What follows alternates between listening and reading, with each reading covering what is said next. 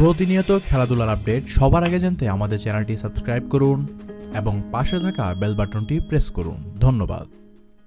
আন্তর্জাতিক ক্রিকেট থেকে প্রায় 6 বছর নিষিদ্ধ থাকার পর এই বিপিএল দিয়ে আন্তর্জাতিক মানের কোনো লিগে ফিরেছেন মোহাম্মদ আশরাফুল। ফেরাটা অবশ্য সুখকর ছিল না তার। মাত্র 3 রান করেই আউট হয়েছিলেন প্রথম ম্যাচে। তাই আজ তার দিকেই তাকিয়েছিল তার ভক্ত সমর্থকরা।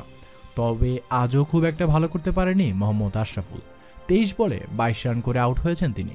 ইনিংসে 3টি 4-এর মার মেরেছিলেন মোহাম্মদ আশরাফুল। তবে এভাবে খেললে জাতীয় দলের ফেরাটা খুবই দুষ্কর হয়ে পড়বে মোহাম্মদ আশরাফুলের জন্য, এমনটা মনে করছি আমি। দর্শক, আপনি যদি আমার কথার সাথে একমত পোষণ করেন তাহলে আমাদের কমেন্ট করে জানাতে ভুলবেন না। আর এদিকে আশরাফুলের জন্য এমন কাণ্ড ঘটিয়েছেন গ্যালারির দর্শকরা, যা ছিল অকল্পনীয়।